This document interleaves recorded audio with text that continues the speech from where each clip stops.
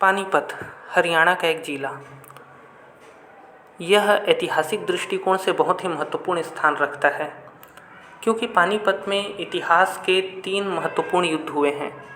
पहला, पानीपत का प्रथम युद्ध 21 अप्रैल 1526 बाबर और इब्राहिम लोदी के बीच। दूसरा, पानीपत का द्वितीय युद्ध 5 नवंबर 1556 में अकबर और हिंदू शासक हेमचंद के बीच। तीसरा, पानीपत का तृतीय युद्ध 14 जनवरी 1761 अहमद शाह अब्दाली और सदाशिवराव भाऊ पेशवा के बीच। अहमद शाह अब्दाली यह अफ़गान का शासक था। इसे अहमद शाह दुर्रानी के नाम से भी जाना जाता था, क्योंकि ये दुर्रानी क्षेत्र जो पश्तून वाला इलाका है वहाँ से बिलोंग करता था। इसके पिता का नाम नादिर शाह था। ये वही नादिर शाह है जो भारत को 1739 में लूटने के लिए आया था और बहुत से हिंदू शासकों को लूटा और मुग़लों को भी लूटा और दुनिया की सबसे कीमती चीज़ कोहिनूर हीरा और तख्ते ताउस भारत से लूट के ले गया। कोहिनूर हीरा तो ऐसे अमूल्य है, लेकिन फिर भी अगर उसकी कीमत लगाई जाए तो 150,000 करोड़ जो है कोहिनूर हीरे की वर्तमान कीमत है। वही तख्ते ताउस की बात की जाए तो उसकी कल्पना हम नहीं कर सकते, क्योंकि तख्ते ताउस कोहिनूर हीरे से भी कहीं ज़्यादा कीमती था। तख्ते ताउस एक राज सिंहासन, एक मयूर सिंहासन था जिस पर बादशाह बैठा करते थे और इस पर कोहिनूर हीरे जैसे कई कीमती हीरे जवाहरात जड़े हुए थे। और वर्तमान में ये कहाँ है इसकी जानकारी किसी को नहीं है। इस कारण इसका जो है वर्तमान कीमत नहीं लगाया जा सकता। लेकिन ये जो है कोहिनूर हीरा, ये वर्तमान में ब्रिटेन की महारानी एलिजाबेथ द्वितीय के पास है। तो खैर, ये जो है पानीपत के 3 महत्वपूर्ण युद्ध हैं। लेकिन आज का जो हमारा टॉपिक है ये है ज्ञानवापी मस्जिद के ऊपर, और ज्ञानवापी मस्जिद संबंधित है पानीपत के प्रथम युद्ध से। पानीपत का प्रथम युद्ध 21 अप्रैल 1526 में बाबर और दिल्ली के सुल्तान इब्राहिम लोदी के बीच हुआ था। इस युद्ध में बाबर इब्राहिम लोदी को हरा देता है, क्योंकि बाबर ने इस युद्ध में गोला बारूद और तोप का इस्तेमाल किया था। भारत में कोई भी शासक गोला बारूद और तोप का इस्तेमाल करना नहीं जानता था, बल्कि भारत के किसी भी शासक ने गोला बारूद और तोप तो देखा भी नहीं था कि ये क्या चीज़ होता है। जब पहली बार बाबर भारत में तोप लेके आया तो सभी लोग आश्चर्य से देखते थे, और जब ये आँख के गोले बरसाना चालू करता था तो सभी डर के वहाँ से भाग जाते थे और बाबर बहुत आसानी से युद्ध जीत जाता था। और इसी प्रकार 1526 में दिल्ली जीतने के बाद बाबर चित्तौड़गढ़ चला गया 1527 में, और वहाँ के राजा राणा संग्राम सिंह को हरा करके अपने सेनापति मीर बाँकी को वहाँ का सूबेदार बना दिया। अब यही वो मीर बाँकी है जो बाबर के नाम से मंदिरों को तोड़ना चालू किया। इसी मीर बाँकी ने हिंदू ऐतिहासिक मंदिरों को तोड़ना चालू किया और उसके स्थान पर मस्जिद बनाने लगा। बाबरी मस्जिद का निर्माण जो है वो इसी ने किया था। रामलला का जो जन्म स्थान था वहाँ पर हिंदू स्ट्रक्चर को तोड़ करके एक इस्लामिक स्ट्रक्चर बनाया इसने, बाबरी मस्जिद बनाया। वास्तव में बाबरी मस्जिद नहीं है, क्योंकि बाबर अपना एक डेली डायरी लिखता था, रोज़नामचा डेली डायरी है ना, जिसे बाबर नामा कहा जाता है। और बाबर अपने हर छोटे बड़े कार्यों का वर्णन बाबर नामा में करता था, लेकिन बाबर नामा में कहीं भी बाबरी मस्जिद का वर्णन नहीं है। तो इस आधार पर यह कहा जा सकता है कि बाबरी मस्जिद कोई मस्जिद नहीं बल्कि एक इस्लामिक ढांचा था। और इस प्रकार से मुग़ल काल में ये सिलसिला चलता रहा।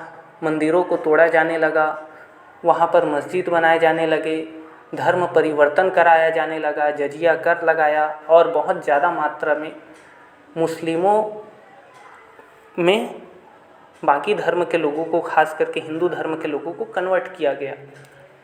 ज़्यादातर जो कन्वर्टेशन है ना, ज़्यादातर जो है धर्म परिवर्तन इसी समय हुआ। हम मैक्सिमम जितना भी आज देखते हैं ईसाई और मुस्लिम, अधिकांश ये कन्वर्टेड हैं, ये मूल नहीं हैं। और इनके द्वारा किया गया उस समय का कार्य आज जो है विवाद का विषय बना हुआ है।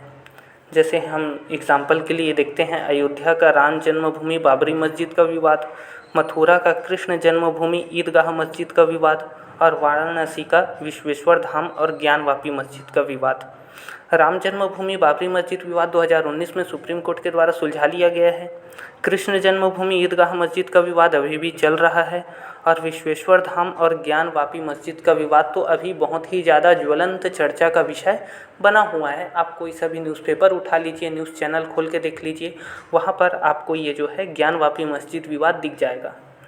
तो ये जो ज्ञानवापी मस्जिद है ना, इसके ऊपर 5 महिलाओं ने, दिल्ली और यूपी की 5 महिलाएं, लक्ष्मी देवी, राखी सिंह, सीता साहू, मंजू व्यास और रेखा पाठक, इन 5 महिलाओं ने ज्ञानवापी मस्जिद के खिलाफ वाराणसी के एक लोकल कोर्ट में एक याचिका लगाई और उसमें कहा कि ये ज्ञानवापी मस्जिद को आज से 2000 साल पहले यहाँ पर विश्वेश्वर धाम हुआ करता था, जिसे औरंगजेब ने तोड़ दिया।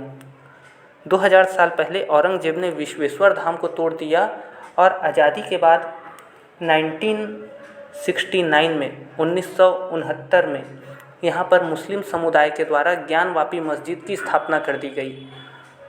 बल्कि यहाँ पर विश्वेश्वर धाम हुआ करता था और इसके अंदर हिंदू ऐतिहासिक धरोहर मौजूद हैं, जिसे दबा दिया गया है। और वाराणसी के अदालत से ये याचिका लगाया, ये प्रार्थना किया कि इसका सर्वे होना चाहिए और वाराणसी की अदालत ने आर्कियोलॉजिकल सर्वे ऑफ इंडिया को जांच के आदेश दिए और उन्हें कहा कि भाई आप ज्ञानवापी मस्जिद के अंदर जाइए और उनके अंदर जा कर के वीडियोग्राफी कीजिए, ध्यान से चारों तरफ जो है सर्वे कीजिए कि क्या वास्तव में वहाँ पर कुछ स्ट्रक्चर है हिंदू धर्म से संबंधित। क्योंकि भाई हिंदू जब भी अपना मंदिर बनाते थे तो उसका शैली अलग होता था और मस्जिद का शैली अलग होता है ना, दोनों की शैलियाँ अपनी अलग अलग होती हैं। तो आर्कियोलॉजिकल सर्वे ASI को जांच का आदेश दिया गया और कहा कि आप मस्जिद के अंदर जाइए और उसके अंदर स्ट्रक्चर का जो है बहुत ध्यानपूर्वक जो है अध्ययन कीजिए। अगर उसके अंदर आपको कोई स्ट्रक्चर मिलता है तो पता कीजिए कि वो कितना साल पुराना है। क्या वो ज्ञानवापी मस्जिद की स्थापना से पहले का स्ट्रक्चर है? उस स्ट्रक्चर का डिज़ाइन कैसा है? कौन से मटेरियल से वो स्ट्रक्चर बना हुआ है? ये सभी का आप जो है अध्ययन कीजिए। और सर्वे करते समय आप ये ध्यान रखिए कि वहाँ पर नमाज़ पढ़ने वाले लोगों को कोई दिक्कत ना हो और साथ में हिंदू मुस्लिम इक्वालिटी का भी थोड़ा सा ध्यान रखिए, है ना। हिंदू मुस्लिम भ्रातृत्व जो है ना, बंधुत्व जो है ये बना रहे। वहाँ पर कोई ऐसा जो है भाषण मत दे दीजिए जिससे दोनों में जो है विवाद हो जाए। इसके ऊपर जो है अगला सुनवाई 31 मई 2021 को किया जाएगा। इतना कह करके वाराणसी अदालत ने जो है ये जिम्मेदारी अभी ASI archaeological survey of India को सौंपा है। और ये ज्ञानवापी मस्जिद का पूरा जो है एक कॉन्सेप्ट, एक छोटा सा जो था, जो मैं आपको बता दिया। और 31 मई 2021 को आप बिल्कुल न्यूज़ चैनल खोल करके देखिए कि ज्ञानवापी मस्जिद के ऊपर जो लोकल कोर्ट वाराणसी है उसने क्या कहा। अभी देखिए ज़्यादातर लोग जो हैं कक्षा 11वीं और 12वीं अपना पास कर लिए हैं और ये जो आज मैं वीडियो बनाया हूँ ये बहुत ही महत्वपूर्ण वीडियो हो जाता है हमारे आर्ट्स के विद्यार्थियों के लिए।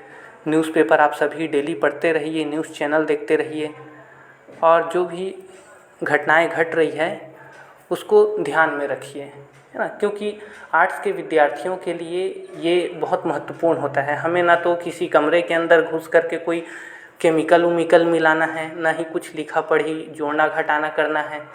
हमें क्या करना है, आर्ट्स के विद्यार्थी हैं, राजनीति पढ़ते हैं, इतिहास भूगोल पढ़ते हैं, हमें जो है भविष्य में सफल हो गए तो जिला चलाना है, प्रशासन चलाना है, हम प्रशासक बनेंगे, है ना। हम कोई इलाज करने वाले, घर बनाने वाले या लिखा पढ़ी करने वाले हम नहीं बनेंगे, हम प्रशासक बनेंगे। तो प्रशासक बनेंगे तो प्रशासक जैसी काबिलियत हमारे अंदर होनी चाहिए। नहीं तो फिर ज़्यादातर लोग कुछ भी कर लेते हैं, साइंस कॉमर्स आर्ट्स ले लेते हैं, लेकिन वो फिर जो है हमें इंडस्ट्रियल एरिया में काम करते हुए दिखते हैं, क्योंकि उस बच्चे के पास केवल डिग्री है, नॉलेज नहीं है। तो इस कारण आप अपना नॉलेज बढ़ाते रहिए, डेली न्यूज़पेपर पढ़िए, और जितने भी विद्यार्थी अभी कक्षा पास किए हैं तो अगले कक्षा के लिए उसको शुभकामनाएं हैं। अच्छे से आप सभी पढ़ाई कीजिए, आगे का अध्ययन कीजिए और अच्छा मार्क्स लेकर के आप अपना भविष्य उज्जवल कीजिए। और जितने भी छात्र कक्षा 12वीं पास किए हैं उनके लिए ये एक महत्वपूर्ण सूचना है कि एक सर्वे किया था मैंने, उसमें पूछा था कि भाई कितने विद्यार्थी ऐसे हैं जो कक्षा 12वीं के बाद कॉलेज के साथ साथ कंपटीशन की तैयारी करना चाहते हैं। तो मैक्सिमम लोगों का उसमें सर्वे में बहुत से लोगों ने उसी ऑप्शन को पसंद किया था कि कंपटीशन की तैयारी वो कॉलेज के साथ साथ करना चाहते हैं। तो 1 जुलाई 2022 से कंपटीशन का एक नया बैच जो है स्टार्ट होने वाला है, जो कि बड़े बड़े जो हमारा जो रायपुर सिटी है वहाँ पर जो फीस लिया जाता है उससे कई गुना कम होगा और क्वालिटी उसी के बराबर की होगी। तो इस बात को आप समझिए थोड़ा सा कि हमारे छत्तीसगढ़ में होता क्या है, बच्चा पूरा पढ़ाई कंप्लीट कर लेने के बाद जब वो ड्यूटी जाता है ना, 12 घंटा थक हार के आता है, तब उसको सरकारी नौकरी का या किसी भी आरामदायक काम का महत्व पता चलता है और वो कंपटीशन की तैयारी करने लगता है। जो तैयारी उसको 12वीं से चालू कर देना चाहिए था वो 5 साल के बाद करता है। जब प्यास लगे तब कुआं खोदने वाला आप काम मत कीजिए। हाँ, 1 जुलाई 2022 से मतलब 1 महीने बाद से यहाँ कंपटीशन का रेगुलर क्लास स्टार्ट होगा, जिसका क्वालिटी शहरों में जो क्लासेस होते हैं उसी के बराबर क्वालिटी का होगा ये, लेकिन फ़ीस उससे कई गुना कम होगा। तो आप बिल्कुल ज्वाइन कीजिए इसको एक बार। आपको कंपटीशन, मैं तो ये कहता हूँ कि भाई उसको सरकारी नौकरी में, गवर्नमेंट जॉब में जाना है कि नहीं जाना है ये एक अलग बात है, लेकिन कंपटीशन की तैयारी तो सभी विद्यार्थियों को करनी चाहिए, क्योंकि कंपटीशन की तैयारी करने से विद्यार्थी एक जिम्मेदार नागरिक बन जाता है। उसको अपने समाज की समझ आ जाती है कि हम कौन से क्षेत्र में रहते हैं, यहाँ का भूगोल क्या है, राजनीति क्या है, अर्थव्यवस्था कैसा चलता है, इतिहास क्या है। एक जिम्मेदार नागरिक को जितनी जानकारी होनी चाहिए उतना जानकारी उसको आ जाता है। तो एक जो है सेल्फ इम्प्रूवमेंट के लिए मैं ये कहूँगा कि सभी विद्यार्थियों को कंपटीशन क्लास ज्वाइन करना चाहिए। अब चलिए, ये तो खैर बात हुई जो विद्यार्थी हमारे 12वीं कक्षा पास करके गए हैं। अभी हम बात करते हैं हमारे जो विद्यार्थी कक्षा 11वीं पास किए हैं, उनके लिए भी क्लासेस जो है 1 जुलाई से स्टार्ट हो जाएगा। और कोशिश कीजिए 15 जून से जो है 16 जून से स्कूल खुल जाएगा, तो तुरंत उसी समय हम क्लास स्टार्ट नहीं करेंगे, हम 15 दिन बाद करेंगे। 1 जुलाई से क्लास स्टार्ट होगा और कोशिश कीजिए कि सभी विद्यार्थी शुरू में ही आ जाएं, क्योंकि बीच में फिर जो है ज़्यादातर जो लोग पुराना मेरे क्लास में आए हैं वो लोग जानते होंगे कि बीच में फिर मैं किसी को एडमिशन नहीं लेता, क्योंकि बीच में एडमिशन लेने से होता क्या है कि वो ना तो कुछ अच्छा कर पाता है और दूसरा क्या है, माहौल भी ख़राब कर देता है, क्योंकि उसे कुछ नहीं आता, साल भर पढ़ा नहीं, बीच में आके डिस्टर्ब करेगा। क्योंकि बीच में कहाँ समझ आएगा, जो साल भर पढ़ा है उसके लिए समझना थोड़ा कठिन हो जाता है, क्योंकि हर चैप्टर में अपडेटेड जो है हम वर्जन देखते हैं। ये सरल, अगला चैप्टर थोड़ा कठिन, अगला चैप्टर और कठिन। तो जो शुरू से पढ़ा हुआ है वो धीरे से समझ जाता है उसको बहुत अच्छे तरीके से और बढ़िया पेपर बनाता है।